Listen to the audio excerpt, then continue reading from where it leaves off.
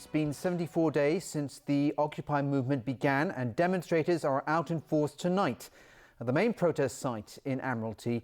And you're looking at live shots now from the zone there, with one day ahead of the execution of a court injunction by bailiffs to clear out part of the main occupied area that you see there right now. The police plan to clear out other parts of the occupied zone not covered by the injunction order afterwards. Protest leaders are calling on demonstrators to stay put at the rally site until the end, a move which has been criticised by various authorities today. And Liz Yoon begins our coverage tonight. Some protesters began removing their belongings today in anticipation of the police clearance tomorrow. Obstacles can still be seen in the area covered by the injunction order, including a section of Connaught Road Central, a part of Harcourt Road outside the local headquarters of the People's Liberation Army, and a section of Cotton Tree Drive. Police said they would clear the rest of the occupied area on Harcourt Road outside the central government offices after assisting in the execution of the injunction order.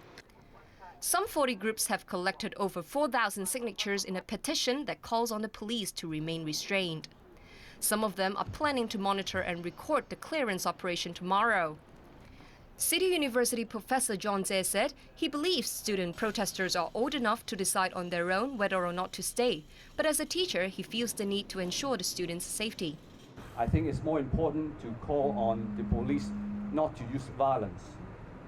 Besides, I'm sure most of our protesters are peaceful and non-violent. So please do not use any excessive force on our students. Democratic lawmaker Helena Wong said half of the 40 members of the IPCC will be present at the protest site tomorrow morning. But Hong Kong Shield convener Shu Kei called on the IPCC to document the police operation throughout the day.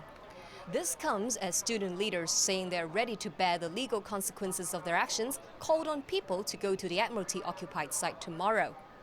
It's not simply for us to be arrested, but to demonstrate that our spirit, and we would resist till the last moment. It is shown to the government that, as long as the government stick to the decision made by the central government in late August, the Hong Kong society, in general, they will adopt an approach of civil disobedience. Some other protesters want to see the movement continued in other ways. It's not because I'm not willing to bear the legal consequences, because throughout these 2 months we have seen how the police are breaching the law to suppress our protests. And if you ask me, I am not ready to face that kind of police violence. Counting down the final hours before the police clear the core rally site of the unprecedented pro-democracy movement, many protesters who call themselves villagers are insisting on staying put to defend their homes. Liz Yun, TVB News. Chief Secretary for Administration made a few appeals today in an attempt to get occupiers to leave the protest site in hopes of avoiding clashes with the police tomorrow. This comes as security at the Legislative Council building is tightened and a lockdown of the central government offices has been announced, with staff being told not to go to work there tomorrow. In a last-ditch effort, Carrie Lam urged occupiers to leave and the parents and teachers of student protesters to help persuade them to leave. And she's not happy about calls by the Hong Kong Federation of Students for demonstrators to return to Admiralty tomorrow. This is most undesirable because once the police operation is underway, knowing very well that there are some radical elements amongst the protesters, confrontation might become inevitable. But she added that should protesters insist on being at the site, she hoped they would stick to the movement's core principle. That is to adopt a peaceful, orderly and non-violent approach with a view to avoid unnecessary confrontation with the police. Insisting that the police don't want to use any force in tomorrow's operation, Secretary for Security Lai Tung Kwok pointed out that the police would take resolute action against anyone who tries to stop officers from doing their jobs. Meanwhile, the lawyer for the tour bus company which sought the court injunction said they've made some requests with the police. Whatever police operations are to be carried out tomorrow, please do not do that when we are still there. Just so as to give the wrong perception to people that we might be the pioneers for the police operation.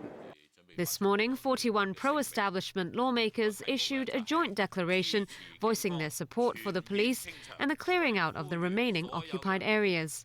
They urged the Legislative Council Commission to seek help from the police to clear out protesters around the Lechko building, which the police have excluded from tomorrow's operation. We have received many complaints from the public that they would like to use our demonstration area to voice their opinions fairly. So they also want the Legislative Council to stop the said occupying movement. Lechko announced this afternoon that no visitors will be allowed in the complex tomorrow, and the government has notified all staff members who work at the central government offices to follow backup arrangements and avoid the Tema site.